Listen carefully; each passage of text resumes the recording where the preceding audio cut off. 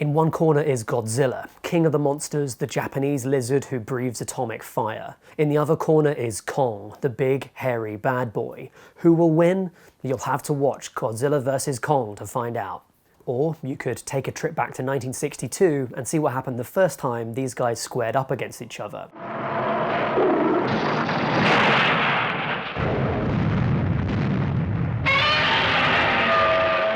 That's right, there's already been a matchup between these two in the Toho film King Kong vs. Godzilla, made in 1962. Willis O'Brien, who worked on the original Kong movie as an animator, came up with the idea of the giant ape fighting a giant version of Frankenstein's monster, actually, which is a bit of a weird choice, I know. That story was bought by producer John Beck, who reworked it and presented it to Toho, the studio behind Godzilla. Intrigued, Toho purchased the rights off RKO, the makers of the original 1933 King Kong movie, and the film was reworked so that Godzilla was facing off against Kong. Now, back in 1962, this was a bigger swing than it might sound. After all, Kong was a monster from a 30-year-old property, one with a relatively serious, albeit kind of melodramatic tone, and shot in black and white. And Godzilla had only starred in 2 movies, starting with his 1954 debut, also in black and white, and also a much more serious movie than you might expect. Really, seriously, give it a watch. It's less about the giant dinosaur fights and more about the horrors of nuclear war. In fact, Godzilla was considered to be the underdog in the matchup that the movie presents, a far less bankable character, and that's why he gets second billing in the title. Despite the factors against it, King Kong vs. Godzilla ended up being a massive commercial success, and its lighter, campier tone and humorous elements heavily influenced the following Godzilla movies.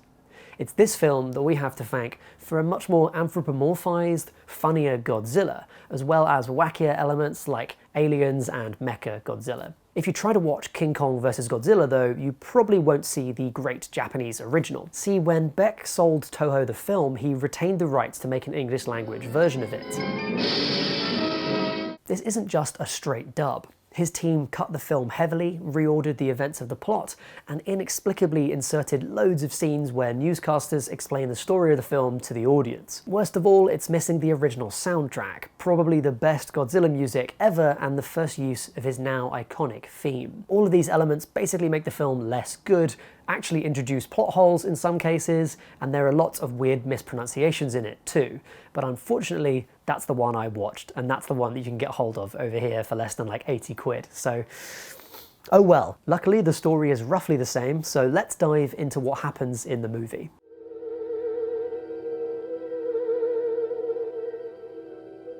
There are more things in heaven and earth, Horatio, than are dreamt of in your philosophy. After showing us an adorable miniature Earth and, for some reason, a Shakespeare quote, the movie starts with a UN news reporter, because apparently that's a thing, explaining that someone's found some cool berries on an island somewhere. These red berries, discovered in his latest field trip in the Bougainville area, produce a non-habit-forming narcotic effect. If this guy's performance seems half-assed, it's because all of these sections were shot in just 3 days. Not exactly time for retakes.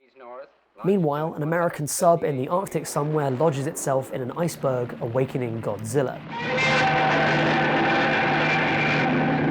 Godzilla! By the way, this is a nice example of the inconsistencies introduced by the US recut. In the US version, everyone knows who Godzilla is and immediately calls him by name, but also the newsreader says that everyone is surprised that dinosaurs still exist. The world is stunned to discover that prehistoric creatures exist in the 20th century. That's pretty inconsistent. Which one is it, movie? Cinema sin #1, am I right? After Godzilla messes up a military base, another newsreader interrupts, which is, wow, perfect, thanks for the pacing, and we head to Faro Island, where these 2 dudes are hunting for magic berries. Oh, Sakurai, I'm scared. Why? It looks like a friendly sort of island. Ooh, do you suppose they know? And yes, I'm glad you asked, those natives are Japanese actors in brownface. And you thought Peter Jackson's Skull Islanders were insensitive. You better not smoke it around home. After the guys give some kids cigarettes, a giant octopus attacks the village and Kong comes out to save the day. Here he is, here's my guy. Look at that big guy. It's Kong, baby. This Kong suit is pretty adorable, but his face is admittedly all kinds of messed up. Kong drinks his night-night juice and falls into a deep sleep, and then the guys take him back to Japan. Well, I mean, he wakes up en route and they try to blow him up, but he's a-okay, really.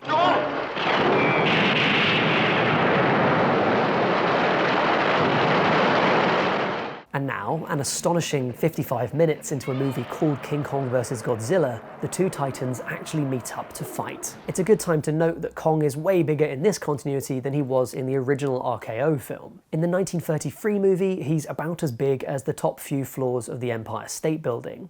Here, he's as tall as a whole building. This should make it a bit more of an even fight, but as Kong finds out quickly, Godzilla can literally blast atomic fire out of his mouth.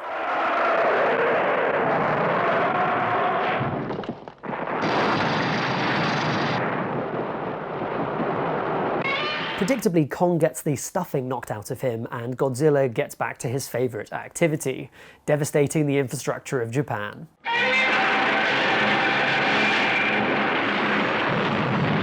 The military tries to stop him in a variety of ways, including pouring gasoline into the river, which, I don't know, seems like a bad idea. Eventually, they make the decision to try and get Kong to fight Godzilla again. Remembering what happened at the island, the berry guys tempt Kong with his favourite thing in the whole world: juice. You have the berry juice put inside the head of a rocket.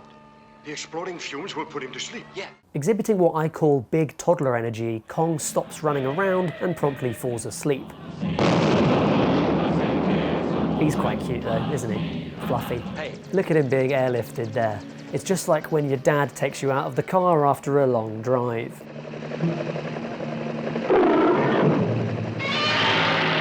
Kong is dropped near Godzilla like an absolute sack of potatoes, and it's time for round 2. He plays a neat trick on Godzilla to try and even the playing field, and gets badly bonked on the noggin for it. He plays dead, he wakes up and grabs Godzilla by the tail in a shocking swerve. Still, at the end of the day, Big Monkey versus atomic superpowered flamethrower dinosaur is not an even matchup. Godzilla is roasting King Kong. It's looking pretty bad for Kong. And then, just in time, Kong is struck by lightning, which makes him super strong. Remember that? Remember all the times that Kong did that before, that he was struck by lightning and then got superpowers as a result? Yes, and that's what happens here. Souped up by electricity, Kong fully flips Godzilla over and makes him eat his vegetables. I loved this gif back in the day. The kaiju fight it out, desecrate a temple, and then tumble into the sea.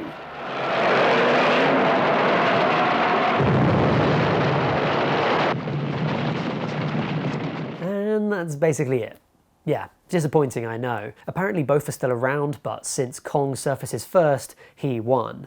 At least according to the official Toho records. And by the way, I love that those exist. I like to think of them as having like a big spreadsheet where they're saying how many times each kaiju won. There's an apocryphal story about this ending that you might have heard, that in the American release Kong wins, and in the Japanese release Godzilla wins to avoid offending national pride, I guess.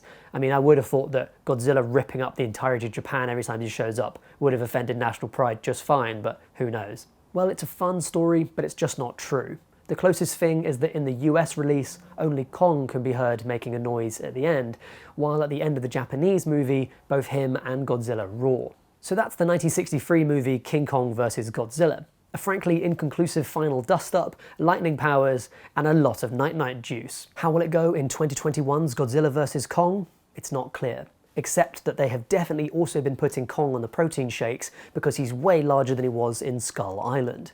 And that's if this is even the same Kong. Considering that film was set in 1973, a full 47 years before this movie, we may well be looking at Kong Jr. And if I learned anything from watching the original fight, it's that Daddy Kong will definitely make you eat your vegetables. So until the movie's out, it's time to discuss this in the comments below. Do you think the big gorilla will win? Or do you, like me and all sensible people, think the millennia-old magical flamethrower dinosaur has a better chance? Let's chat about it. See you next time, and bye for now.